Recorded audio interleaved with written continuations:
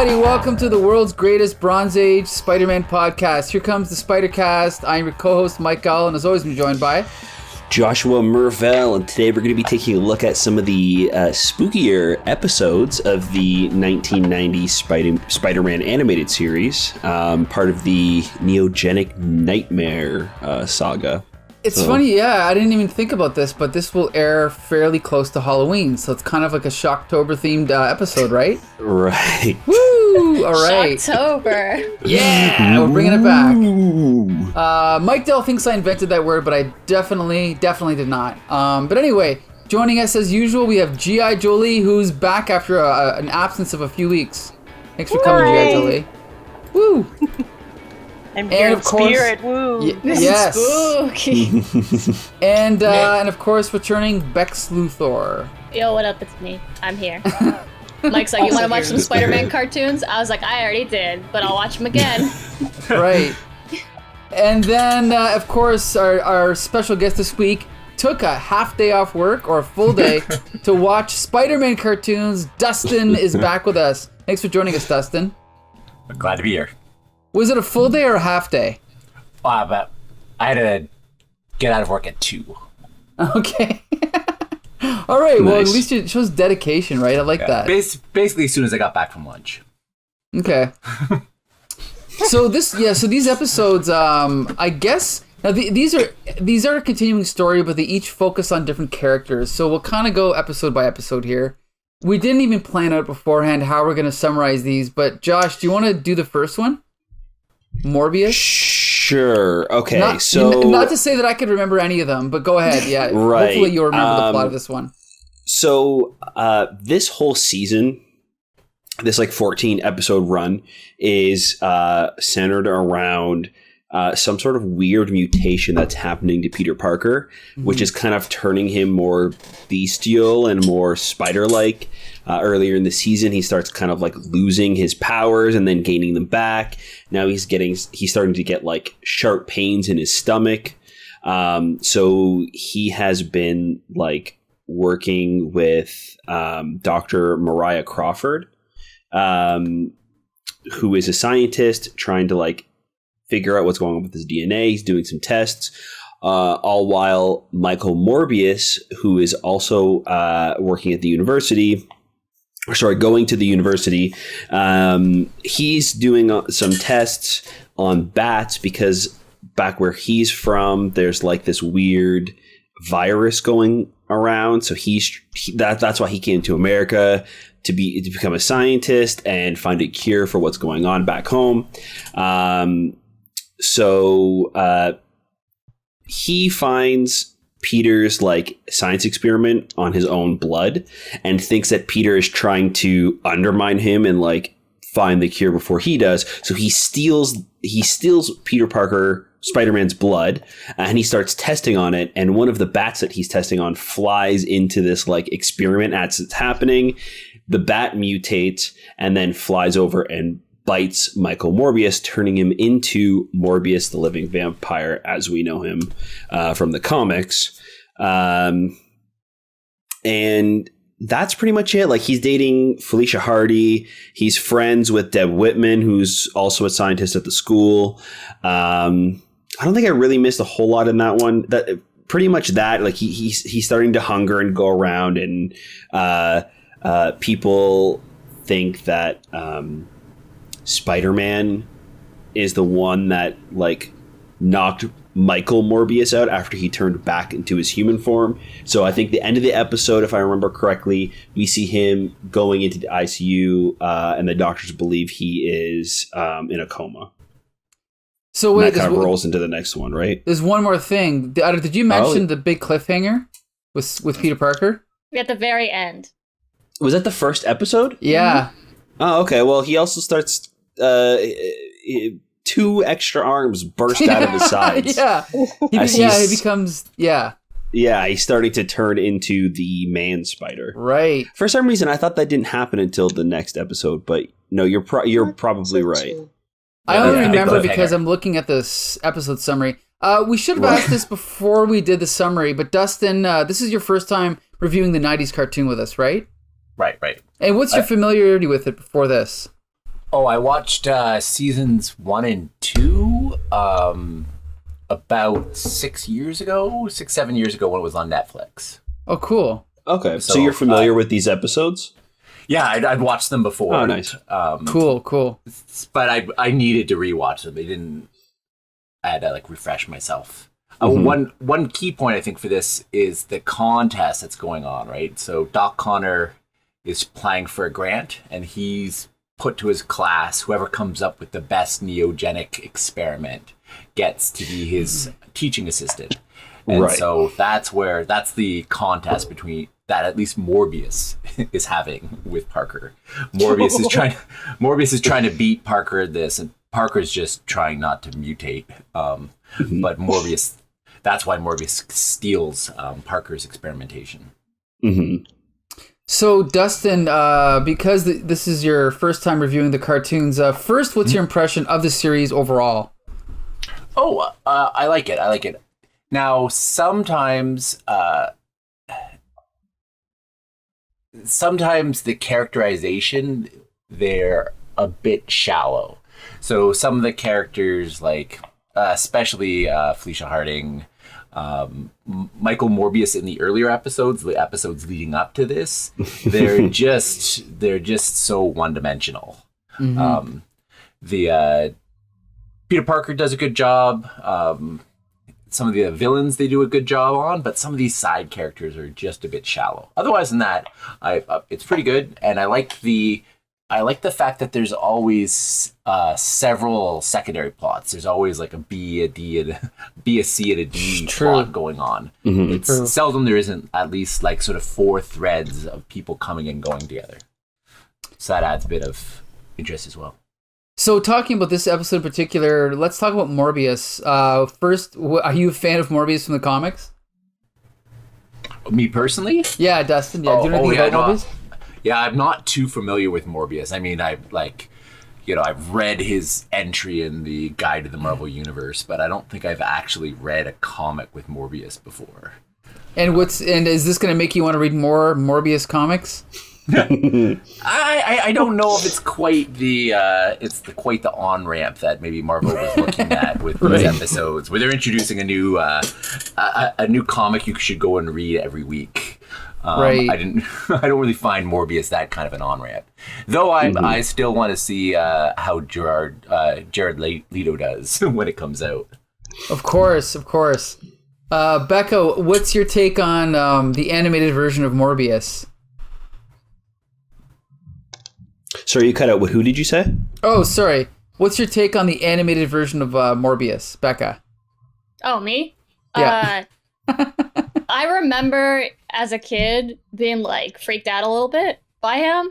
And now as an adult, I'm like, why is Felicia Hardy interested in this old man? What? He's not cute. Even he's way more interesting as a vampire than he is just why is he? I don't know. He's got a big arch going on. He already looks like a vampire, but it's when he turns into a vampire that I'm much more attracted to him. For no other reason than I'm just really into monsters. No, I think it's funny that he just showed up and he's like, okay, I'm better at science than you. I'm better at dating than you. Also, I have an attic in the university that is my personal study after he steals the equipment from the lab to put upstairs from the lab. I thought that was funny. Oh, great guy. Great guy. Good with kids. Yeah, good with kids. I love that when he turns into the vampire, he also gets a vampiric soul patch. That's really cool. Yeah, he didn't have facial hair, did he? No. No, he definitely don't. For some reason grows when he turns into his vampire form. Love that. Also, I'm not 100% really familiar with Morbius. Is that how he sucks plasma out in the comics from his hand? Nasty handholes. That's, as far as I know, 100% censorship. That's why they kept saying plasma instead of just blood. Right. As far as I know, these kids aren't dead. They're just in a coma. I think it's strictly because of censorship, as far as I know. So yeah, I was wondering about that too. I'm like, what the hell is that? Yeah, it's Okay. nasty. It's Yeah. much worse than him just biting people. Right, Yeah. right. It's so much worse. Yeah. Yeah, like trypophobia is like, I was like, ugh. Every time he Mhm. shot out his nasty hands. No, great. Also, he's dating Felicia Hardy, so that's cool. Good for him. I want to know how Okay. that happened. G.I. Julie, what's your take on Morbius, the living vampire? Well, Becca said he was like old, and not until I was like, did he also gain the power of creepy, or was he always creepy? He just seemed creepy, but he got creepier after he became a vampire too. Mhm. I don't know. He's kind of a ridiculous character. I laughed a lot at him. Okay, That's- not with him, at him. Yes, because he was like blue. Was he not like just a weird color? His hair is dark blue. His Yeah. hair turns blue and he's in vampire form. Oh God. It's a bit blue It's- even in his original human form. Yeah, he looked odd. There was a moment where I had to rewind and go back to Mhm. see if he had turned into a vampire or if he was a vampire all along. Right, right. Because I was passively, will admit, I was passively sort of watching this episode. Mm. And I was like, wait a second. He did the creepy plasma thing. And I was like, wait. Okay, yeah, he's a vampire. And I just assumed he was a vampire this whole time and no one knew. No, he was turned, and this is like sort of an origin story. And I was like, wow, okay, well, he just everything about him screams vampire vibes. Well, yeah, Mhm. he comes from an Eastern European country, so he has the like Vlad the Impaler accent already before Yeah. he's a vampire. And his Yeah. whole plan of coming from the country where everyone's dying of this bat-related illness, coming to America, getting a degree in science, becoming a success, and then going back and curing it to save people, seems like, I don't know, the timing seems off. Like, But also kind of on the nose. yeah. Yeah. So, I mean, my first impression, I like the guy, but wouldn't let him near any kids. Also, Okay. Oh, go ahead. Felicia, like honestly, Felicia Hardy, what do you? Mhm. I too am with Becca. Like, what? Mhm. Yeah. That was a mystery. Anyway, I mean, No, in the episodes She's- leading up to it, she sucks a lot. So I'm kind of glad. Like, she sucks a lot leading up to these episodes. So I'm like, good. Those two can just go and. Mhm. Mhm. She sucks a lot of the time. Okay. Mhm. Yeah, even in the comics, we're not a fan. yeah, she's terrible. I was gonna say Um, though, for Felicia's credit, her options are very limited. Peter sucks. Peter's such a dick. Harry is there. R- Who else Right. is there? Flash I mean- Thompson's there. The entire population of New York is there. I guess. Yeah.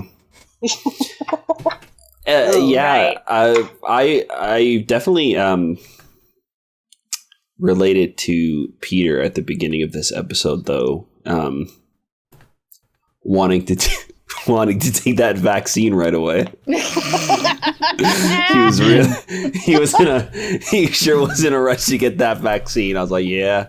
Well, and I actually liked that when he was giving Crawford a hard time, and she's like, "You're not being rational," and like she gets him calm down, and she's like yelling, "I need it! I need it!" I kind of like the fact that he wasn't like thinking in his right mind. I do like Yeah, how normal- she. Oh, sorry. Go ahead. Go ahead. I was gonna say I like how she was like, "You're not being rational," as he picks up her lab equipment and throws it across the room. Yeah. Like, Peter, come on. Normally, I'm not a huge fan of when Peter Parker kind of like loses it. A lot of the times in the comics, especially the comics that these like this era of the cartoon is based off of in the 80s.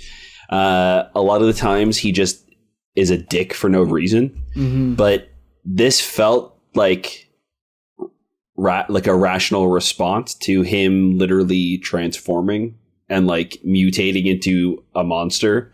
So, yeah, normally I'd be kind of like upset and rolling my eyes with him like trashing the place and just trying to take the vaccine without it being tested. But it feels justified because of everything that's happening to him.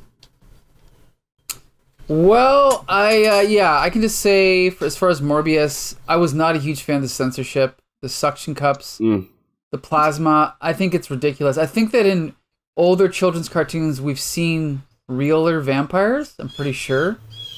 Maybe I'm wrong about that. Like, I'd have to go back to like Looney Tunes cartoons, but I'm pretty sure they probably showed more back then than they do now, right? Maybe I'm wrong about that, but I'd have to look into that. But yeah, and overall, because Dustin, we've reviewed about, I don't know how many, like this cartoon 3 or 4 times now, and I think the animation's taken a slight dip in season 2. I think season 1 was definitely better. I'm not sure if that changes in seasons 3 and 4, but I guess we'll see. But overall, this storyline, I mean, I don't necessarily think vampires fit well with Spider-Man, but this is based on a classic story from around Spider-Man 100, 101, around there. So, it's got that classic vibe, so I still enjoy it. The the 6-armed Spider-Man thing, I've never been a huge fan of. I never really saw what the big deal was. But again, it reminds me of a classic story. I think it was by Roy Thomas and Gil Kane. Again, not the greatest story, but it is a classic, so it's nostalgia for me. But other than that, this episode was kind of average for me. It wasn't great.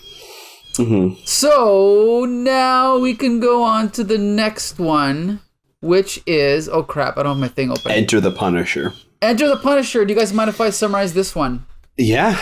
Go Not ahead. that I really remember the plot, but... Don't you forget to talk about that van. Yeah, so basically, I don't remember what's going on, but the Punisher shows up. Oh, there you go. There's my attempt. Go ahead, Josh. No, I was going to say Punisher because of Morbius, Michael Morbius, not as the vampire, goes missing from the hospital. People think that it's Spider-Man, and JJ blames it on him. That's where Punisher comes in. Yeah, and Punisher's assistant convinces him to go find him, and then it'll be good for your PR. Mm-hmm. Right. So in this version, there's a lot to say about the Punisher, but Microchip is just called Chip. He doesn't have machine guns. He has kind of laser guns, right? I think every gun in this series is like laser gun. A laser gun, again, sure. Most likely because of censorship. So basically, Punisher comes in, he saves this woman, and he beats up a bunch of thugs, and then he prepares to shoot one to death. But then the thug jumps out the window, and the cops come. Punisher takes off, and then basically Morbius is still out on a rampage, and Punisher listens into a broadcast that JJJ is broadcasting. And as you said, basically Microchip / Chip tells him that he should capture Spider-Man. So then Punisher goes after Spider-Man, and they have this big fight. But then Spider-Man escapes and webs up with the Punisher, and then Punisher's like, "Well, I'm going to come back and get you later." And then Spider-Man tracks down Morbius by using the sound recordings of the vampire. And then Punisher is on his tail in his battle van, and what's his name? Morbius is trying to cure his mutation. And then Spider-Man comes in, Punisher and him fight again. Punisher fires a rocket launcher at him, but basically Spider-Man's mutation increases, and now he's gone from being a 6-armed human to a gigantic humanoid spider called the Man Spider, and he attacks the Punisher. So I'll just say quickly, the first thing I have to say, of all the characters they've adapted in this cartoon so far, I think the Punisher is the worst. Yeah. Okay? I mean... like, first of all, I understand that to censor it, so he doesn't have real guns. He has lasers. Mm-hmm. The trench coat I can tolerate.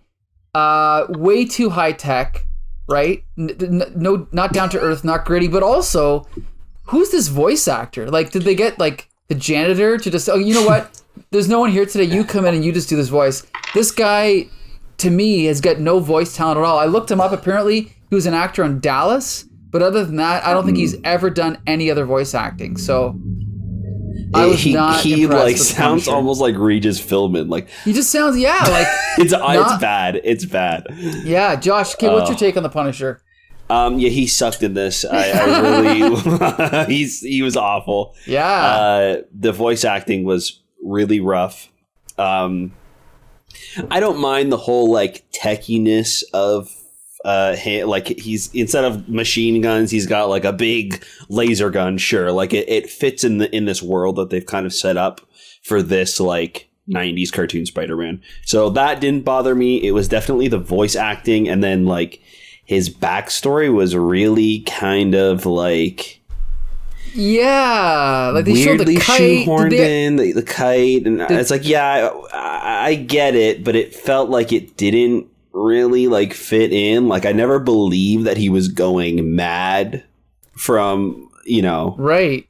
like I think partially maybe because of the voice acting, it just didn't sell it.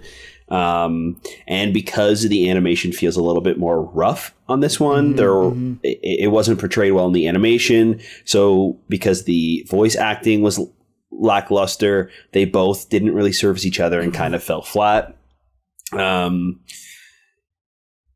Yeah, he felt really shoehorned in. Like I don't think that they needed to bring in another villain or antagonist for Spider-Man, especially not in this here. story. It doesn't fit. It doesn't make sense. Yeah.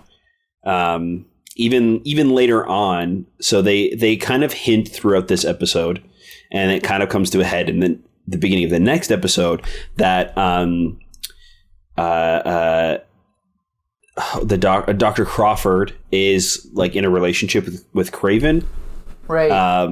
And that they're gonna she's trying to get Kraven to come back to try and help track down Spider-Man and take him in, so that way she can cure him. So it just doesn't make sense that they would add Punisher in here for this one-off story, and then the next one, him and Kraven team up. But it's like, Punisher doesn't need to be there. Like, if they could have just had Kraven chasing him, he turns into the Beast, and he's got to now adapt because he was hunting a man, but now he's hunting a beast. So now he's got to adapt and reconsider what he's going to do for next episode when he finally faces him. It just, he really feels shoehorned in and does not belong in this episode. Mm-hmm. G.I. Jolie, what's your take on the animated version of the Punisher? I'm not really familiar with the Punisher, but from what I am familiar with, this didn't seem very Punisher-y to me. Mm-hmm. It felt very Marvel team up. I agree with Josh totally, where it felt like a reason to put Punisher into the show. And ultimately, there was no reason to do so, other than probably, like we mentioned previously, to like sell a couple books or toys, or toys. I remember they like referred to him a couple times by, oh, he's the guy with the big skull on his t-shirt. Like, it just seemed very like Mickey Mousey to me. I don't know. It was terrible. I didn't like it. It doesn't fit the tone of the show. As far as I can tell, that's the problem. Yeah, it just seemed strange that he was even there at all. Yeah. So, Dustin. Oh, sorry.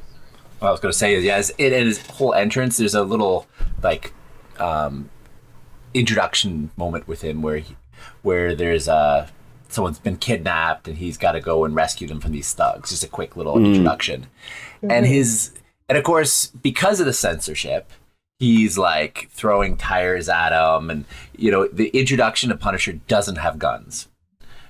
It seems ridiculous. His main weapon seems to be walking slowly at the bad guys while they jump out of the way and injure themselves jumping out of the way of him while he walks at them slowly. So I was just like, right away. That was kind of my reaction from that introduction. I kind of had some hope when Chip kept going, hey, use the non-lethal. And there was like they set up this theme of like lethal versus non-lethal ordnance weapons, and that looked like I kind of had hopes for that, but then it sort of trailed off. So that was kind of disappointing as well, that they didn't like follow through on that theme. But overall, I was not a fan of Punisher in this episode. Definitely not. And the battle van, which, you know, I just expected to be like, yes, Michael, as he kept like ordering the van to do things that would, you know. Yes. Also, okay, I read a lot of comics and I mix things up. Did he have a jetpack too, or did I imagine that?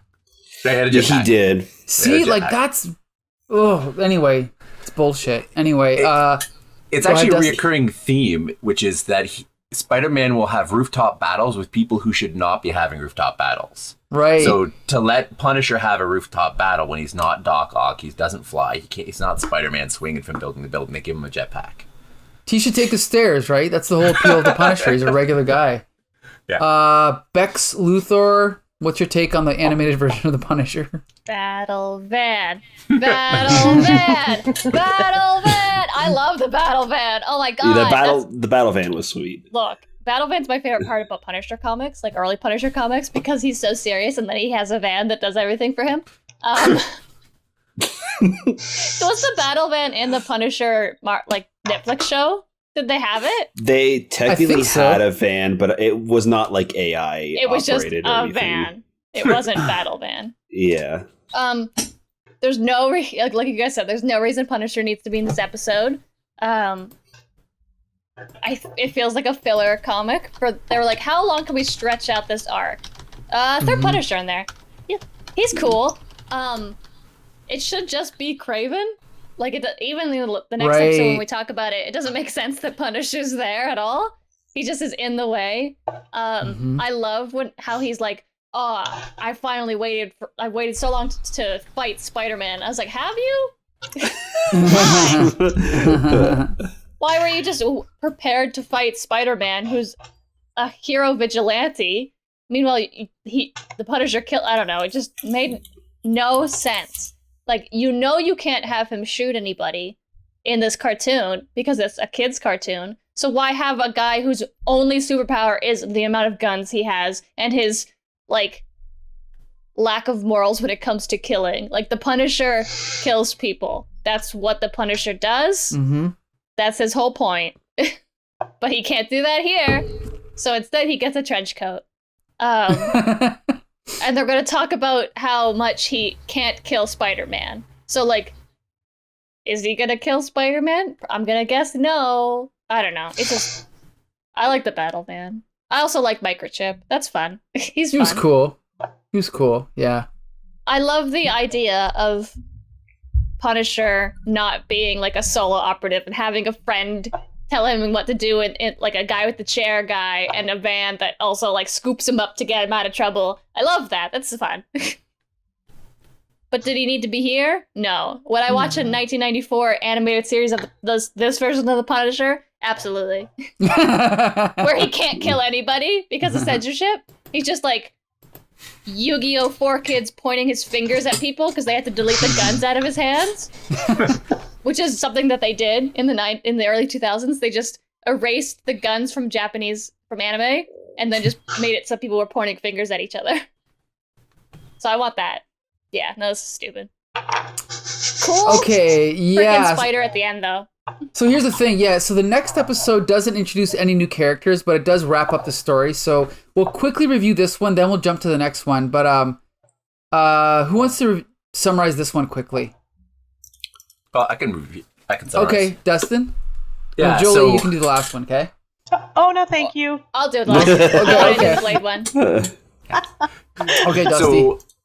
So, it starts off, Spider-Man has now turned into the Man-Spider. Right away, they show, they kind of highlight his new abilities. He can shoot webs from multiple limbs. He can spit acid. So there's the kind of the kerfuffle that ended with the last episode of Spider-Man and Punisher fighting. They separate off, and it cuts over to Dr. Crawford picking up Kraven from the airport. And he flies back. She gives him the task. You have to hunt down Spider-Man and give him the serum. We cut over. There's Flash at the lab with Deborah, and there's a lot going on. We're skipping back and forth between actually got a whole bunch of notes here as they're just skipping back and forth all over because there's a lot of plots going on. Kraven's hunting Spider-Man, Punisher's hunting Spider-Man, Spider Monster is trying to find Morbius. Morbius is trying to get fed, or is trying to feed. So there's a lot going on here. Flash escorts Deborah back to the lab, and then Morbius breaks in. He goes to drain the plasma from Deb, and then Flash interrupts as he's about to drain, and then as Morbius is draining Flash, Spider-Man interrupts. There's a lot going on. There's a battle still going on between Kraven and Punisher that's cutting back, and then they break off, and the Kraven like, I will find you, Spider-Man. And then again, there's another scuffle between Punisher and Spider-Man, where in this case, they run into it again, and this time Punisher gets wrapped up by Spider-Man and sort of disappears.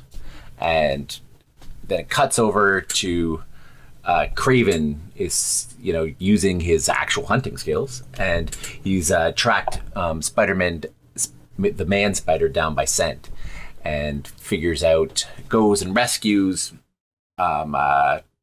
Punisher, who's wrapped up in the webs. Crawford's there, and she's like, you can't hurt him, you can't hurt Spider-Man, he's, it's not his fault that he's been turned into a monster. They all kind of work together, and Kraven and Punisher hold the man spider down. They apply the serum, and he reverts back to Peter. And then Peter says he's lucky to be Spider-Man again. And a little interesting thing, this happens at the World Trade Center parking garage. And that's how Kraven was able to track Spider-Man back to his lair, is because of the gunpowder from the explosion in the World Trade Center parking garage. Wow, just a little interesting bit of history. No, it was actually not a gunpowder bomb. It was actually a fertilizer bomb. But I guess most people forget. Specific. Yeah, but 9/11 was the second attempt to destroy those buildings, right? So yeah. Anyway, it ends with first him successful. Being like, it ends with them lucky to be Spider-Man, and they go through a bit of a ordeal to get him his mask so he doesn't reveal himself as Peter Parker, and that's the end. So I'm not a huge fan of the man spider thing again. Josh, what'd you think of this one? I thought it was fine. I think that coming off of the Punisher thing, I was a little less invested in this episode. Right. I actually think it is this series, though. It's pretty interesting that earlier on, I'm pretty sure Peter was having nightmares about turning into a giant spider. And then having to deal with like Madam Web, I believe, at the time, because he was having nightmares. So it's kind of nice that it feels like it was kind of set up from the beginning. So I don't necessarily hate this like man spider storyline. It just feels weird to be happening right now with these like random characters. It seems like they just had like a list of all the characters they needed. So they're like, well, we have stories for the rest of them, so I guess we'll just kind of slot them in wherever we can. Yep. So, and then there's times too where it's like, I like some of the ideas that they go for, but then it's not like done well. Like, Kraven comes in and saves Punisher because Punisher is like webbed up in the cocoon, in like Man Spider's lair. And he immediately cuts him down. He's like, we got to work together. Punisher's like, yeah, we should. They start walking, and Punisher pulls the camera off the string, and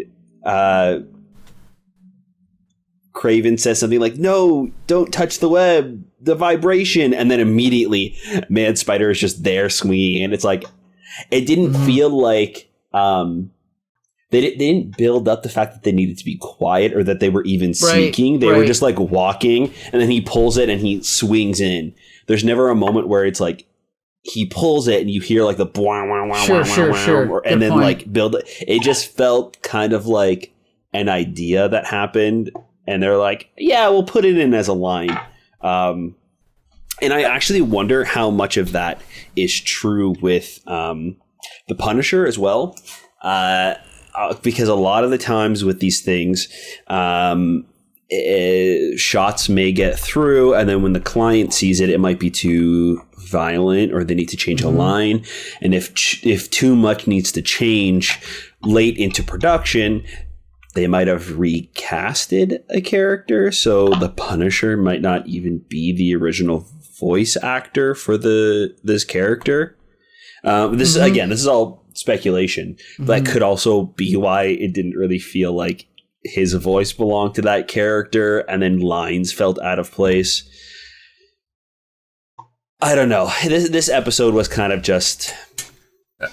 It's funny because it could have been a good episode, but if it was Craven hunting down the man spider with Crawford, that could have been a good episode. But they got Morbius running around, they've got Punisher running around. It's lacking focus. Yeah. G.I. Jolie, what'd you think of this one? It wasn't good. I don't hate the man spider thing, though. I think it's interesting because I've never seen it before. It's definitely gross, like body horror gross. So very appropriately ooky for like the upcoming season. But other than that, it's just like an onslaught of, well, we did a lot of stuff with the Punisher in the last episode, and like he sacrificed all of this story in order to do so. So we're just going to do all the story right now. Right now, and then finish it up. And it was mostly fighting anyway. Bex Luthor? Yeah, it seems weird that there's so many people here that have nothing. Like, Morbius should have been resolved, and then we go into the man spider. Right. And Punisher doesn't need to be here at all. Like, it would have been an interesting kind of flip of the script if Kraven has to hunt down, like, that's the episode is now we're on the perspective of Kraven the hunter, and he has to hunt down Spider-Man before he hurts people. And it's like, whoa, who's the bad guy now? Like, that could be cool. But instead they're like, just call Kraven, he'll help, even though Punisher finds him on his own anyway.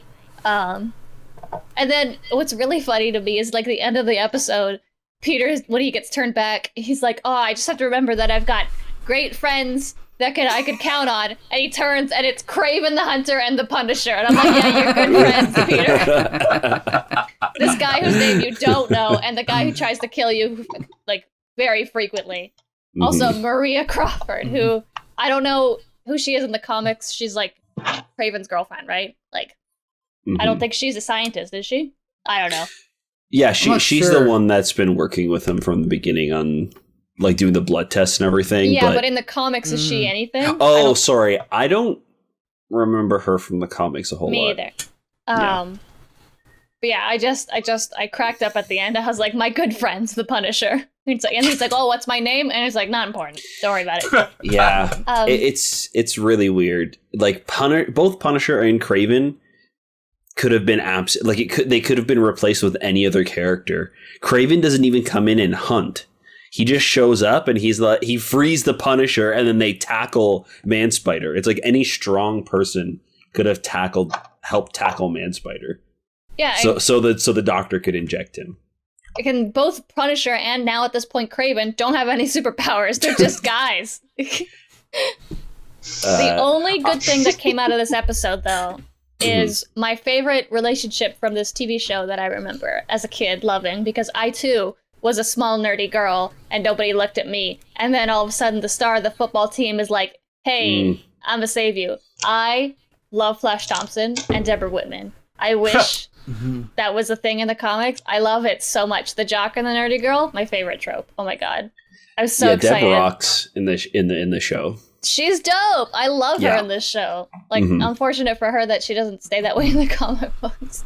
Right. But now she gets to date Flash Thompson. That's cool. Good for you. See? Felicia Hardy needs to learn something. Girl, you gotta find a better man. This Flash Thompson jumps in front of a frickin' vampire for her. Like, Well, this version of Flash Thompson in the This. Yeah, we comic, don't talk about in the that. comic, it's a whole different Yeah. story. No, only He'll the beat cartoon you if version. you let him. Yeah. Yeah, and then he'll be, and then cheat on you also. I was gonna say quickly, in the comic, Mariah Crawford is Calypso, which in the comic they don't call her Mariah Crawford. She's a Haitian woman. Yeah. Okay. So kind of a different character, but anyway. Like the cat lady. Yeah. She has. I mean, when I see Calypso, I picture the woman with the bikini with eyes on the boob. Yes, Is that that's her. Yeah. I was like, it's not her, right? Oh. Yep, that's her. That's her. Oh no. They wrote out the word blood. They wrote out her eyeball bikini. Like, what the hell? Okay, guys, we've only got 10 minutes with Jolie. Do you want to jump to the next episode quickly? Yeah. Okay. So I know I said I Yeah. didn't want to review this, but can I just say this is an episode before Becca goes ahead? Can I just say this is an episode where we get Blade? Yeah.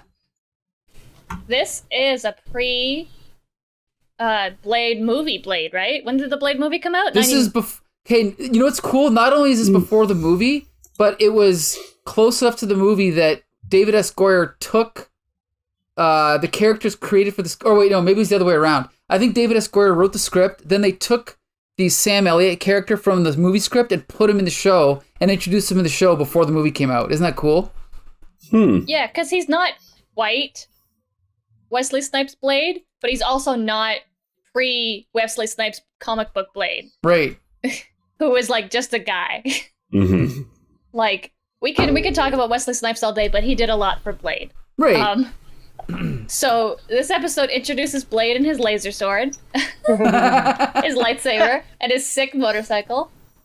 It starts off with now Peter is back to normal, even though he still occasionally has like pain because Doc Connors is like, you have to come back here every day, every 24 hours to take your medicine. So he runs into Morbius again, and it turns out that Blade had heard that there was a vampire around. So he thought maybe Spider-Man was the vampire. Turns out when he throws garlic on Spider-Man, nothing happens, so it's not Spider-Man. And then Morbius shows up. And he takes a look at Morbius, goes, oh, that makes more sense. Yep, there he is. There's the vampire. They do a tussle. Peter is trying to help Morbius and like help turn him back. And he lets him get away. And Blade is super pissed off that Peter is trying to help this vampire because all vampires are bad and evil and they need to die, even though he's half of one. And then we get a little bit of Blade backstory about like his vampire father, his human mother, you know. I think it's like his trainer. I'm not really familiar with this Blade that much, but it's like his trainer is like recanting the backstory. Right. What else? What freaking happens in this episode? Does anything happen besides like Blade and Spider-Man decide to team up at the end? Yeah, not really. Blade. We get an introduction of Blade, and he's hunting Morbius because vampire, and that's about it. Yeah, and then there's a big. Peter has been missing for days because he's been a man spider, so he finally just, with the worst lie ever, he's like, "Oh, I just got lost in time, you know, I just wandered off." And Peter, you've been missing for days. So he just says to Aunt May, he's like, "Oh, I just was trying to take pictures of Spider-Man. I just lost track of time. You ignored Mary Jane for days. You ignored your aunt for days. You just didn't show up or call or anything. And like you couldn't have come up with a better lie. Anything. And is this the episode where Mary Jane like spends the night at Aunt May's house because like she's so worried about Peter? Girl, do better. Find better men. Why are all the girls in the show, besides Deborah Whitman, just like after the worst men? And then when Peter and Mary Jane are in like they all get called down to the university to talk about vampires or whatever. Felicia, yeah. I swear I watched the episode. Felicia runs off crying because Michael's still missing, and he chases after her, and he's like consoling her, like very like touchy-feely, and Mary Jane's right there, and they were supposed to go out to dinner, and she's like, F this guy, I'm gonna go out to dinner with Harry Osborn, which, girl, probably for the best. This version of Harry is kind of like just a schmutz, but he's fine. Like, he's not evil. Right. I don't know. This one was more like just Blade exists, vampires exist. Peter Parker can't hold down a girlfriend because he's constantly jumping between girlfriends in front of his girlfriends. Well, okay, G.I. Julie, you have to go soon, so why don't you tell us what's your impression of this episode, especially of Blade the Vampire Hunter? Oh shit, I love Blade. Blade and Whistler is like relationship goals. I've been a fan of the Wesley Snipes movie since I was like a kid. So to see him in this episode and to have Whistler and to learn that they probably wrote Whistler in because of the film, because of the script, is like an even bigger, funner Easter egg for me. I thought it was weird that it was a laser sword. That's new. Right. Mm-hmm. Everything's a laser. I can live with that. But also I'm having a really hard time differentiating between vampires right now because I'm also watching like AHS double features and there's like a vampire plot there too, and I'm like, but he's only a vampire. Michael Morbius is only a vampire because he doesn't have any talent. But then anyway, that's not it. It's not it. And no one gets the joke because no one else is watching American Okay. I just find it weird that Morbius disappears. He has been integral to the plot of 3 episodes up until now, and he just kind of is like, well, Blade's on my tail, peace. Like, and that's it. That's how they, he just like walks into the background slowly, backwards. Essentially. And then that's it. And then I liked the episode. It was the one I paid the most attention to and didn't that much attention to.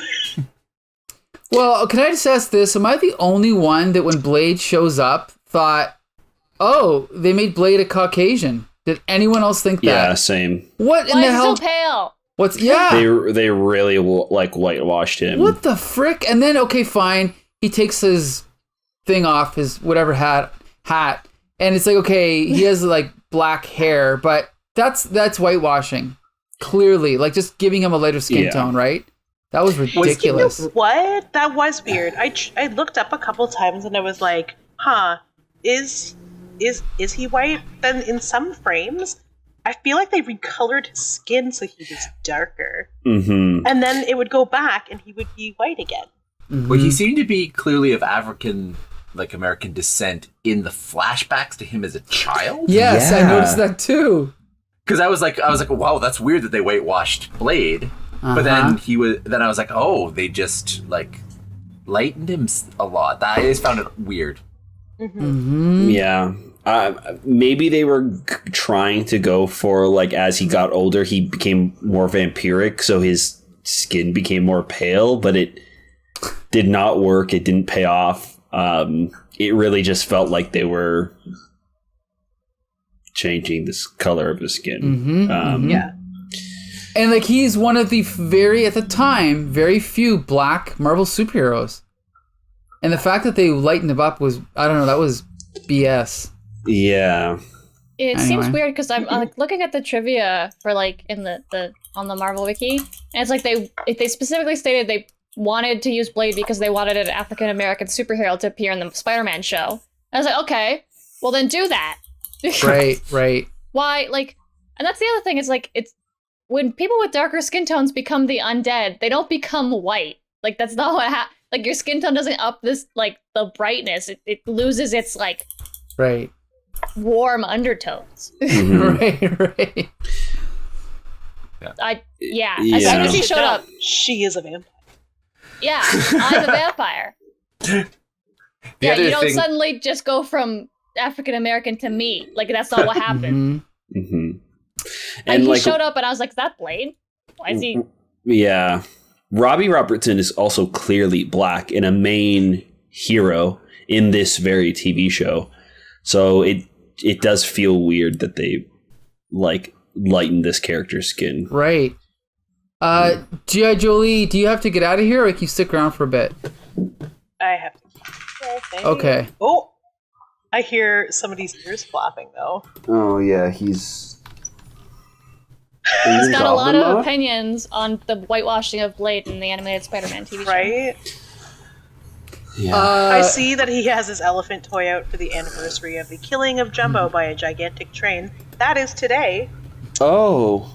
Happy anniversary, everybody. Yeah. right? That seems sad. It is. But also, it's. Anyway, I'm just gonna go on about elephants. But we're here to talk about vampires. So, So what are your yeah. final thoughts then? I guess about this arc that's going on right now. for a 4-part arc, it ended in 3, and Well, then it yeah. continued on. So because this it had to. this whole 14 episodes of season 2 is actually part of the same arc. So this whole Neogenesis nightmare, part 1, 2, 3, that's the whole season is Neogenesis nightmare part 1 to 14. So this whole season is technically parts 1 to 14. So we kind of jumped in the middle. We had to watch 4 episodes to clear up what happened to Michael Morbius, but that's... we didn't really have to watch the last episode, but I'm glad we did, because it played. Right. Okay. It started strong, it got really cloudy, and then it remained cloudy, and then Blade came in. Still cloudy, but it's now like a fog settling, so very vampire appropriate. So, yeah. Mm-hmm. Happy Halloween! Happy Halloween! Spooky episode. Yeah, I feel the same. Like the first 3 episodes felt like they were obviously those were kind of like a mini arc in this season. It started, like Jolie said, it started off strong, but I think the introduction of Punisher kind of made it stumble, and it barely got its footing by the end. Saving Peter Parker and turning him back into a human, and then this last episode with Blade felt like it was kind of going back up in direction. I like this character, I like where they're going with it, so I'm glad that they kind of stuck the landing, and hopefully the end of this season lives up to the first one, because I think Mike was saying earlier too, the first season, both the animation and the story felt a lot better. Mm-hmm. So this one feels like a little weird, and I assume they're also kind of setting up the fact that bigger things are going to happen later on. So changing Peter into a beast and then turning him back, and then later on they're going to introduce aliens, or they're going to have the big Secret Wars event. So they're kind of building up Spider-Man from being the street level hero that we know to being this intergalactic hero by the end of the series. So a little bit of a stumble, but I think all in all it still felt like it matched the tone of the rest of the series. All right, Dustin Windebank, what do you think of this one here? Are you a fan of Blade from the movies, first of all? Yeah, I definitely like the Blade movies. I still, in the 90s, just that scene where Blade, goes into the warehouse and the blood rain is happening, and, that's that. I can still remember that scene, 25 years later now, etched into my brain. So those movies, I haven't watched them in a while, so I don't know how they hold up, but Blade 1 was a big milestone of a movie, so definitely a great character. I kind of wish they didn't introduce him on the motorcycle. That my comment earlier about them figuring out a way to have the rooftop battles. When the motorcycle, the blades on the motorcycle tires allow him to drive up the side of the building. I was laughing at the character, not with the character at that point. Mm-hmm. But yeah, no, it was a good episode. I liked it. I definitely... I felt Blade fit in with the world much better than Punisher did. Mm-hmm. Kind of wish they explored a bit the difference between, or dug into how Morbius is not a vampire in the same way everyone else is a vampire.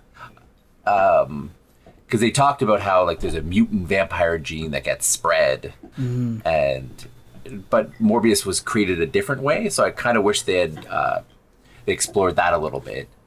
And but then they did show that Morbius had the same weaknesses as vampires. So he was weak to the garlic spray and all the same things. So I kind of wish they had dug into a little bit of that. But yeah, it was definitely kind of, as Josh was saying earlier, it kind of brought the story arc back up from where it was with the Punisher episode. Right. Has anyone not talked about Blade yet? Beck, have you talked about Blade? Yeah, I talk about Blade every day, all the time. Every waking moment. We have to stop her from talking about Blade on the Spider-Cast. Is anyone excited for the new Blade? Yes. Yeah. Eventually, one Mahershala day? Ali. Mm-hmm. Oh, yes. I am so, like... I think... Go ahead. Oh, go ahead. I was going to say, everyone's excited except for Wesley Snipes. Yeah, he still thinks he's going to be Blade. I'm sorry, dude, but you had your time. Should have paid your taxes. Yeah. The Motherfucker's thing is always trying to ice skate uphill, huh? like when Blade, you know what's funny, when Blade I came love that out, line. when Blade came out, I don't even think I saw it like in the theater. Like I just didn't care about the character. But then like years later, I realized my mistake, my folly, and now I realize, like this movie was. I mean, it obviously it was a year before X-Men, but this is a key part of like the beginnings of the superhero craze. Like David S. Goyer, who also wrote Batman Begins, wrote the first Blade movie, and he really helped figure out a way to do superheroes that are not Batman or Superman, right? Because for some reason, no one could do it before that. And he did it, and then X-Men did it, and Spider-Man did it, and it all went from there, you know? So it's an important movie for sure. And I'm glad that, what's his name? Mahershala Ali. Yeah. What a great actor. Yeah. I'm just looking forward to it. I mean, unfortunately though, like all Marvel Studios films, I don't think it's going to quite have the uniqueness of these Wesley Snipes films. What do you guys think? Yeah, probably not, because it's probably going to be a little bit more tame to fit in with the MCU style. It most likely won't be rated R. I hope I'm wrong and they're able to go further with it and make it a rated R film and push the boundaries of what the MCU can be, especially with the eventual introduction of Deadpool. They're going to have a rated R Deadpool. They've already announced that he's going to continue to be mature while still being in the MCU. So hopefully they're able to give that same chance to Blade, because that would be great.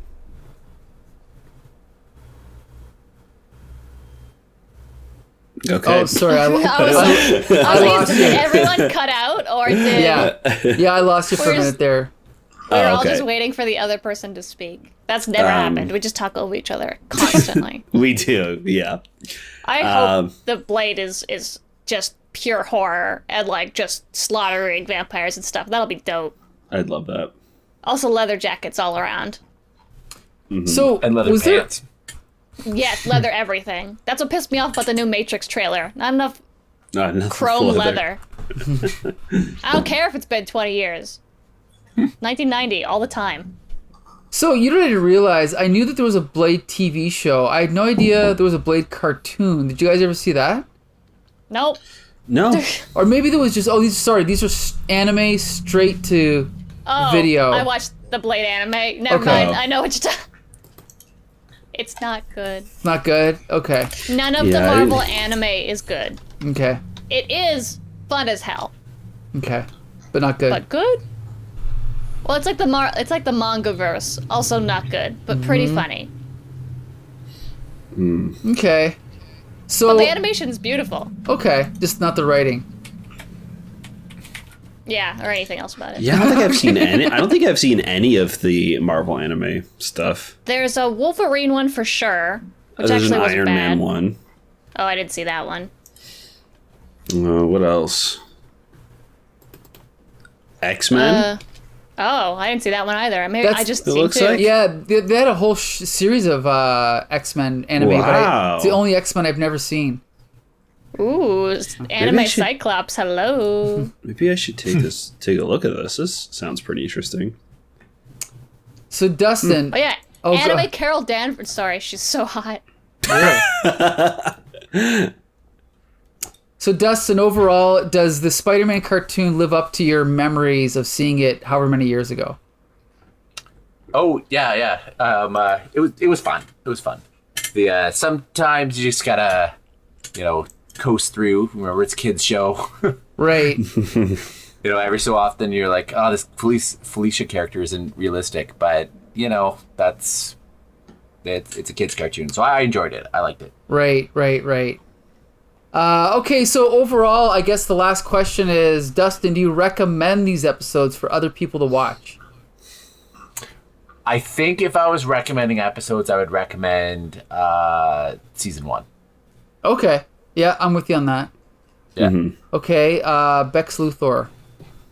I love this show, honestly, and then just watching it back is just like, yeah, we can critique it all we want, but for me and probably a lot of people my age, it and like Batman animated series is what like got us into comic books. I was like, what is this universe? Where do I find more of it? And then even the show, it gets really sick with all the Madam Web shit, and then Carnage shows up, and then like they get out of college, just life situations.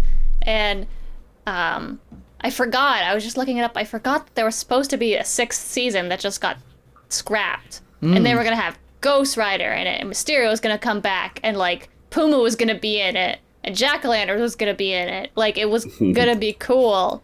And if I was like sentient enough at the time to know that there was supposed to be more Spider-Man animated series, and then there wasn't gonna be, I probably would have been very disappointed about it. I'm still disappointed about it. I would love to know if there was more. Like Puma, that would have been cool. Very cool. Joshua Mervell, what do you think? Do you recommend these episodes? I don't think I would recommend these episodes on their own. If you're watching the series, then for sure continue through with them. But watch the first season. If you like it, continue on with these episodes. There's nothing like in particular I would say like works really well. Even Blade, it's like this is not something that I would recommend to somebody to be like, look at how cool Blade is. I would show comics or the Wesley Snipes movies before I would ever show this. So it's not that I wouldn't recommend this, it's just that this is not the time of the Spider-Man animated show where I would recommend, if that makes sense. Gotcha. Okay, well, that wraps up this week's episode of Here Comes the Spider-Cast. We want to thank Dustin Windebank for joining us again. Thank you, Dustin. Oh, thanks for having me. It was fun. And we'll definitely have you on again, and I'm sure next time we'll be doing more comic books, so I'm sure you'll like that. Nice. Anyway, thank you, Bex Luthor, for joining us as usual. Yeah, I'm here. Okay. Well, everyone, be sure to join us. Me. Here comes Bex Luthor. Be sure to join us next week. What's that? I'm just singing memes. Ignore me. Okay. Ignore me. Mute me. All right. Boot me next from the week, call. We're going to be reviewing Web of Spider-Man 22, featuring more IRA terrorism, Amazing Spider-Man 284, Part 1 of the Gang War with Hobgoblin versus the Rose versus Jack-o'-lantern versus Hammerhead and more. And Spectacular Spider-Man 122, featuring the return of the villain no one was asking for, the Mauler. So be sure to join us then. Who? Exactly. Yeah. And Josh, you can take it from here. We also want to thank you guys so much for listening to the podcast. It really helps when you leave us a review over on Apple Podcast, or you can drop us a line on Twitter at HCTSpidercast. Please let us know what you guys think about the comics, or in this case, the episodes we're talking about. We want to keep that comics conversation going. That's right. So until next Monday, see you later.